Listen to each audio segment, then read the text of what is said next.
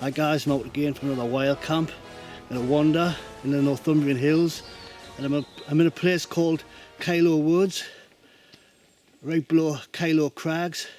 You can't really see anything because there's too many trees, but I plan on doing a wild camp on the top. Somewhere in this area there's a underground bunker used by Winston Churchills auxiliary units. It's up here in amongst the bracken. As you can see there, I'm virtually on top of it. And it's deliberately made hard to find so the enemy wouldn't find it. In fact, they didn't want anybody to find it, it was top secret. Found it. I've been stumbling around like an idiot for about 20 minutes with a heavy backpack on, carrying my drone, all the weight. I was falling and tripping all over, absolutely not, and I didn't have the sense to take everything off. So I'm standing in the OB, it's totally collapsed like.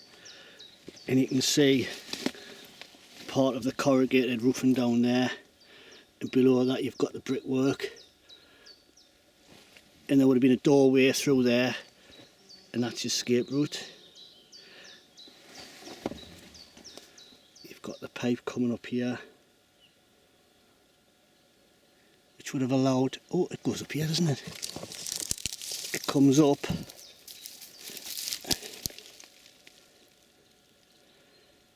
and it turns at a right angle. It goes up that way.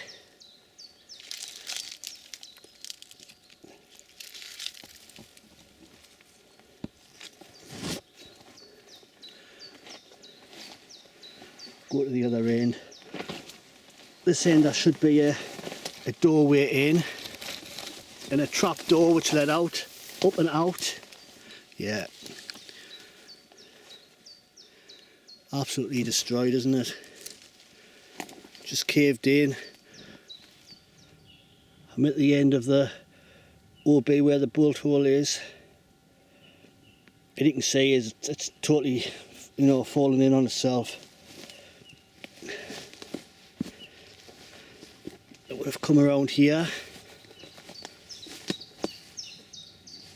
and down there and away.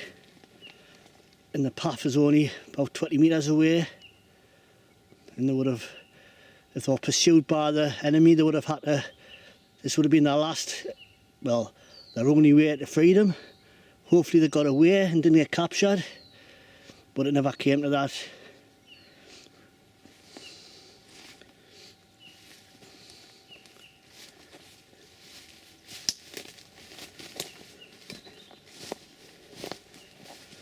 Come back along the bolt hole. We'll have a look in here. I can see brickwork.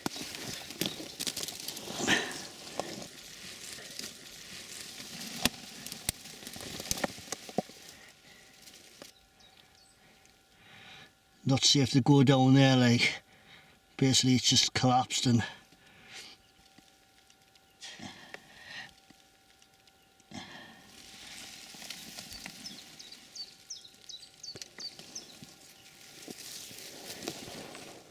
this shelter had a trapdoor above the entrance coming in, but also on the way out above the store where the bolt hole is.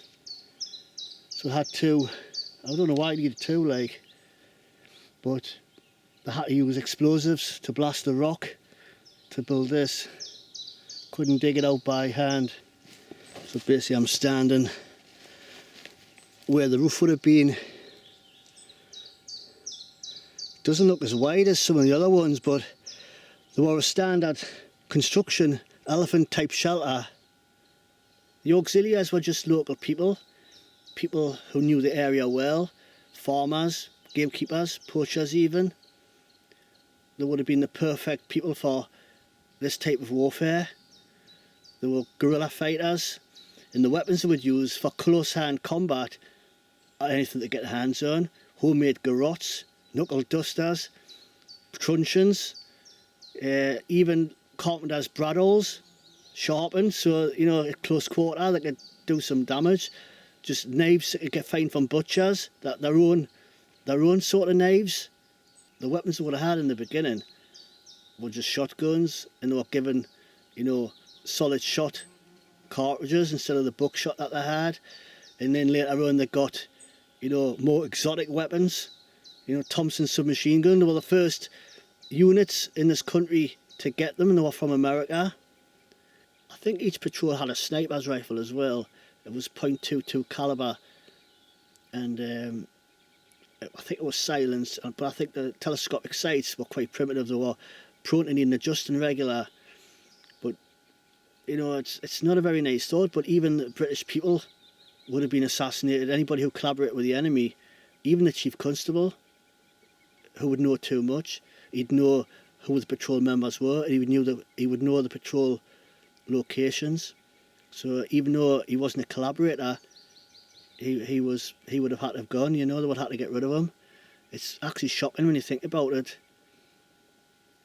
That, you know, these people only had a life expectancy of a few days, a couple of weeks perhaps. And I don't think they had that much ammunition. They only had enough, you know, supplies for a short-term guerrilla warfare, like I say, a couple of weeks. But targets would have been railway bridges, fuel depots, roads, just disrupt the enemy any way they could. But even if one of the patrol members was captured, the other guys would have had to, you know, try and get him, you know, assassinate him. They would have to assassinate each other. Ruthless, really ruthless, but a very necessary thing to do if we ever got overrun by the Germans. Luckily it never happened. But these places are still here, as you know, and that's just a tremendous, and I feel really actually quite privileged to be sitting in here and to be able to have found it. It's just a shame it's collapsed. Need to find a path up. It looks like there's no way up. All the tracks are, oh! I nearly crapped myself. Hen pheasant. Yeah, that was nearly dinner. I nearly grabbed that. Right, these paths are very indistinct. There's not much of a path, but that is the path that takes you up on top of the crags. Nice tree that, isn't it? Monkey puzzle.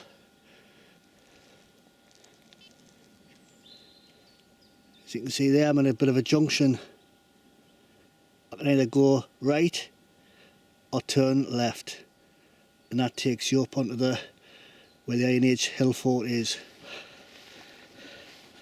And I'm meeting somebody on the top, one of my neighbours and a friend.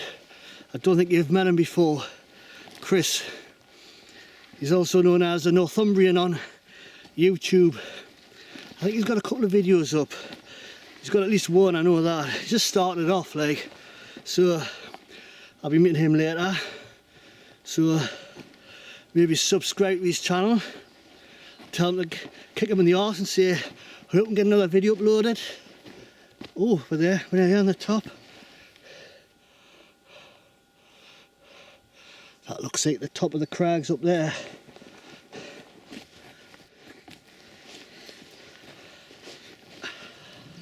I'm on the top.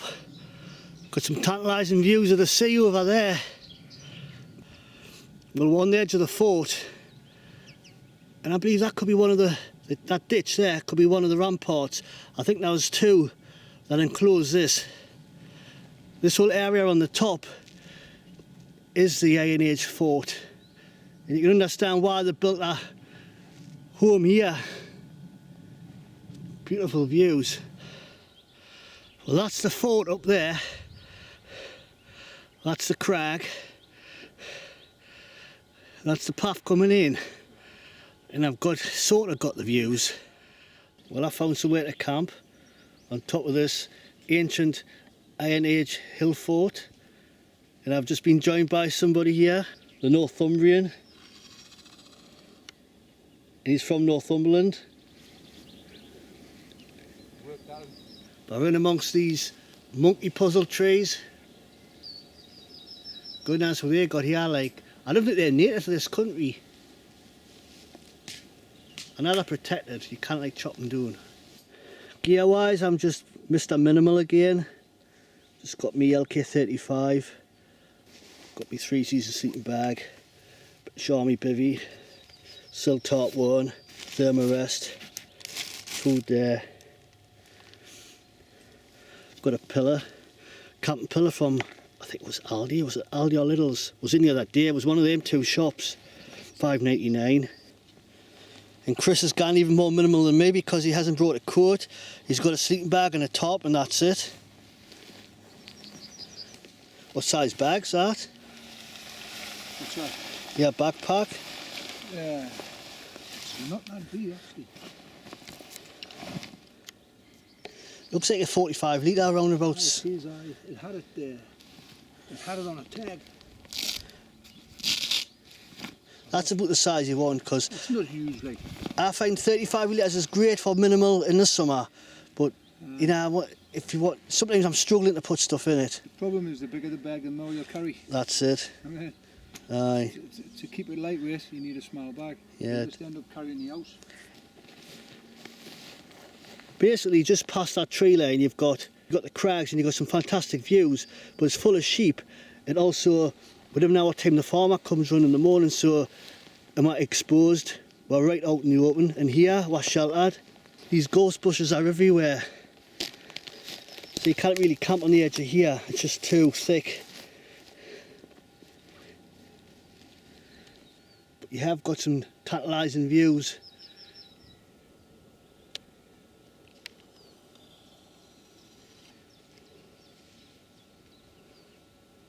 The best views is outside this hill fort, but like I said, it's all full of sheep and exposed. And it's my first time here, so I wasn't really sure what to expect. And Chris just happened to be in the area and said he'd pop in for a cup of tea and a wild camp. Right, I'm going to stop waffling, I'm going to put up my tarp.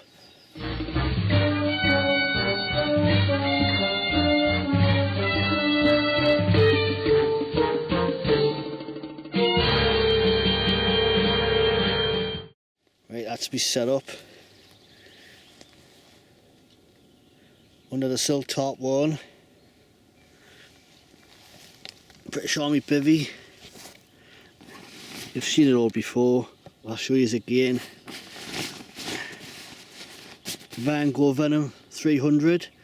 3-season seating bag. I've got the $5.99 pillar to try from Aldi or Lidl's. I still can't remember which shop I got it from, like. And I'm on me and I'm on me Thermarest Pro Light.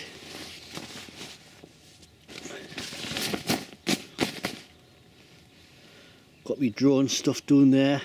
That's what these bags are great for. You get your rucksack down there, you get your gear. I know it's not going to rain, it's very unlikely to rain, but if it does rain I don't want it getting wet. So I've got the sill top one, just that little bit extra cover. So it's low. I know it's not going to rain, it's not forecast to rain, but if you didn't put a tarp up, the chances are it will, and you're going to get wet. And that's the views behind. Over to the North Sea. Got Holy Island.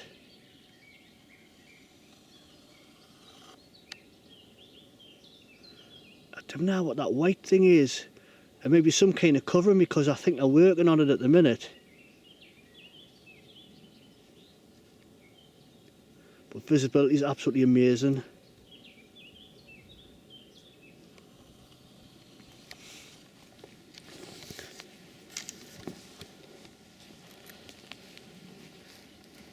Oh, that's all you need, isn't it? Just attached straight. You don't need a guy line all the way through. No, no.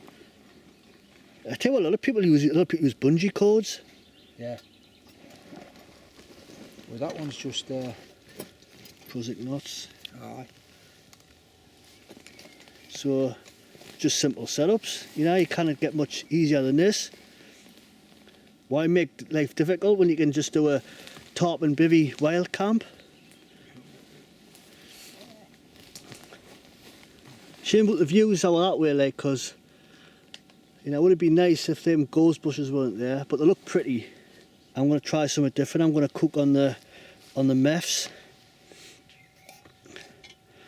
I made a pot stand from, well, it's that them cheap barbecues you get. It's the material. It's the grill that goes on the top. sharp, like sharp edges, but I measure, you have to get the optimal height from the top of the flame. And I think it's about 1.5 centimetres. So you've got to cut that right. That's a Trangia stove. The only thing is, it's a little bit wobbly. You know, I can't find this a rock or anything to rest on, so that's going to have to do. I might just have to hold it. So yeah, I'm out for quick and easy. 2-in-1 coffees, pepperoni, stuff with the freezer, noodles, smoked sausage, jerky and nuts. Got a couple of buddy burners because I don't know how well the MEFS experiment's going to be very good, but that wind's dropped, so it should be fine. And I've got a bit of a windshield out of a, I don't know what it's off, an old aluminium dish or something like that. I've got a petrol stove, it's lovely. It's so convenient. The only thing is, it's a little bit on the heavy side and it's a bit more bulky. And I'm always on the quest to go minimal, but it comes with a cost. It's just more hassle, you know, using MEFS, especially if it's a bit windy.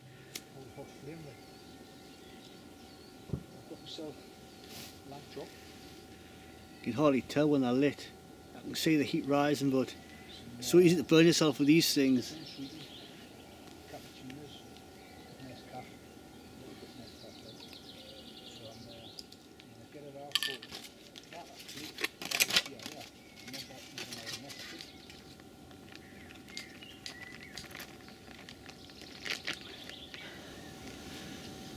Plenty in there, like, still frozen.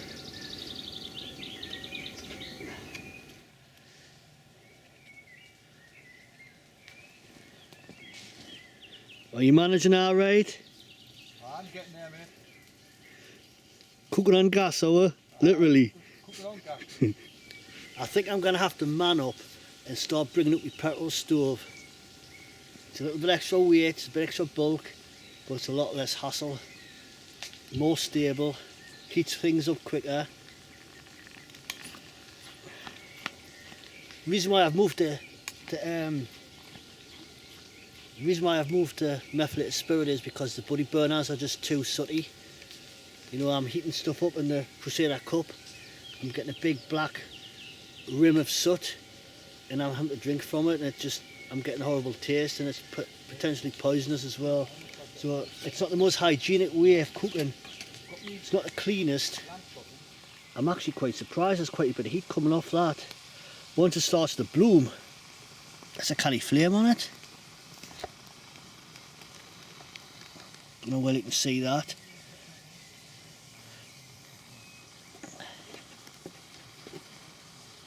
Just my pot stand's a little bit unstable, but apart from that, it's cooking really well. I didn't catch that, but my pot fell over. It was unstable. I knew it was just an accident gonna happen, like.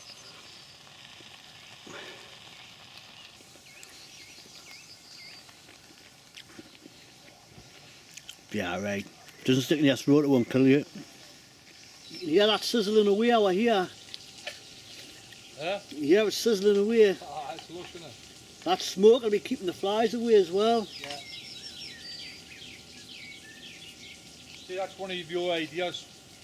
What the lid? The lid on the top. It does. Copy that off you. It does speed things up. That's why I love YouTube. Everybody learns off each other. Yeah.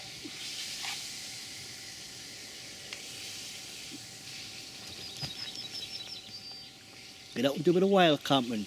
You know it makes sense.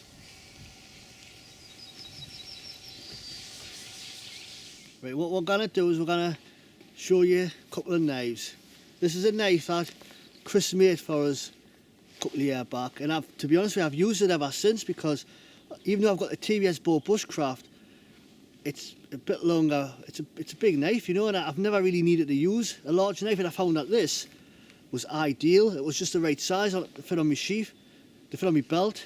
You didn't even know it's there. I've even gone to bed with it on and forgot it was there. It's such a comfortable, you know, what can I say? I'll show you it anyway. It's just a compare, because he's actually made a new one. And it's just to compare the quality, because this is, I think it's one of your first knives, wasn't it? Ones, I was one of the first, second or third one I made, I think. So that was the third one or whatever, and that's, look at the quality of that. Now, we're going to show them the new one that you've made. Right, well, it's a new design of sheath as well, like the scalloped edge and that. But I think the leather works actually come on quite a bit as well, you know. I thought you bought a jacket or something when I seen that. No, like I say, it's all. This is the midges is getting a little bit like so. But anyway, this is the knife. This is the latest one, like. But it's not a scanty grain like the other one there. This one's got full flat and it's got a micro bevel. You know, and it's D2, so I don't know if you give us that one so I can show them so it's 5 mil, the thickness of the metal, you know. It's actually 5 mil D2, semi-stainless really, and it's a bit thicker, like. It's a really nice knife, mate. Really, you get a fantastic grip there around the front chool and the ricasso and that. Really good, like. See, I thought this was a brilliant knife. Now that is like 10 times better, even though this is good. It just shows you how far you've progressed. How you in such a short, such a short time. It's all a learning thing, isn't it? You know, like a learning curve and that. But I mean, it and really you never feels, stop learning, do you? Really? Feels nice in the hand, like, I mean, you know, have you? It's comfortable, like, isn't it? Aye. I mean, you can chew up it as well, you know. It's getting dark now, like, but aye. That is fantastic. That, like, shiny, like. That's a lovely knife, like. I mean, it's pretty highly polished, like, but it's not quite a mirror finish, but it's. So how's it classed as like semi-stainless? Semi-stainless. I think D2's got about 12% chromium in it, and it needs slightly more than that. So is that for hardness to give it a bit of? No, it is part of that. But so does that means that like it retains its edge a little bit better than O2? It does, with the O1, aye. Because this is tool steel, isn't it? This is O1 tool steel, aye, that one. Yeah. But this one, if somebody wants to come up with a name for it, aye, you know, because I haven't actually given it a name, you know. But remember, I'm the Northumbrian from the northeast, so if you can come up with something, then we'll maybe adopt the name you pick. And are you going to have like some kind of logo you're going to put on your knives? I have got a logo, but I don't know if I'm going to stamp it or acid etch, because stamping it puts excess stresses on the metal. Yeah. I mean, so I don't know. I might get the acid etch. We'll see in the future anyway. We just thought we'd show you that. Yeah. You know, because it's my latest one, like. Beautiful, like, isn't it? Right, so I hope you like that anyway. Right. So think of a name, like for that type of model. Yeah. And obviously that'll always be sold with that name. So we'll come up with a name for it. So have you got a template, or do you just everyone's unique, isn't it? No. I've got different ones. I've got different templates for the different knives, you know. So basically, if you wanted to, you can make that design again. I can make this exact same knife again and again. Yeah. So if I get a name for it, then that name will stay with it. Oh yeah. You should maybe go to bushcraft show and then have a stall or something. You know, when you get a few of them, that way you're not making them to order. Yes. But you've got a few, and then just and see what sort of, I don't know how you would sell them. Whether you would have price tag on them, or like, I don't know how you would do, but I can imagine they would go for quite a bit of money. But we shouldn't really talk about money. I mean, nah, it's not. It's a hobby, you know. So it's not about the money. It's about making the knives, and it is, you know. It's a hobby, and like see, I still using that one, you know. Just the fact that you're still using it after 2 years is kind of like. And the thing is, it holds, and it was interesting from your point of view to see how well it was holding an edge and all that. Performed, and I hardly ever have to sharpen it. I didn't get crackers with knives, but I didn't treat them with kid gloves. I always kind of like, if you need to use it. They get a baton with them and stuff like that. Yeah. So, I'm not going to misuse a knife, but they're going to get used. Yeah. And I didn't have to sharpen this very often. It's just holds an edge. It's just, and it's just the right size as well. You can get the big, massive knives. I mean, fair enough for baton and something a bit longer, but for... In comparison, really, them two's not a million mile away from each other, like. They're not like... You know what I mean? They're pretty close to the same size, if you think. Aye. I sort of gone off the standard rule of like 5 inch for a handle and 4 inches, 4.5 inches for a blade, you know. Yeah. That's what I try to look at.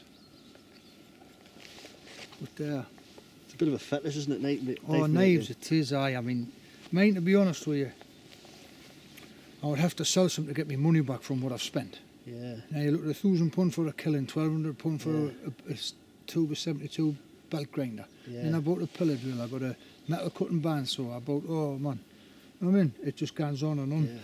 Yeah. but once you've got them tools, you've got them for a long time. Oh, well, of course. So it's an investment at the end of the day. It's an investment. But to get initially, to get to that, I've probably spent $3,000 or something. Yeah. But you could make that money back if you started selling them. But like I say, it's a hobby. Yeah. I don't need a job making knives. I make knives because I enjoy it. Yeah. When I want to make them. So there's a lot of love gone into that. Aye. It's not about the money, it's about the pleasure and the love and the enjoyment you get from making them. Yeah. I only make them when I feel like making them, not because somebody shooted for one, you know. And in that way, you actually get a better knife. You get a better product, If you've actually enjoyed the process and you haven't rushed it, you've obviously enjoyed it. Aye. Yeah, brilliant. Lovely anyway. We just thought we'd show you that then. Get out to a bit of welcome. That makes sense. Exactly. See what I look like with the red light on. Look almost devilish, doesn't I? Damien the Devil, 666. I would do the horns, but both my hands are full at the minute. I'm not using my tripod. I get round for doing the horns, don't I? But this is definitely where it's at, like Kyloe Crags in Kyloe Woods, not far from Holy Island. Fantastic place, fantastic views. Right, I'm going to jump inside me bivvy and go to sleep because it is getting cold now, like. And I'll catch you tomorrow.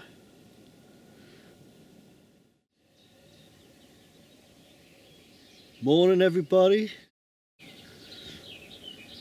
I've got an 8 crack today, like. You ready to get up early? Wait. I had enough sleep, mate. That's what it's, well, as long as you get at least 6 hours. I must have done, I must have getting 5 or 6 hours, like. It was 5 or some 5:45 when I got up. I think what I'm going to do is I'm just going to, like, get packed away. I'm not even going to, like, tidy everything up, get packed away. And maybe just have a slow walk back or something. Why?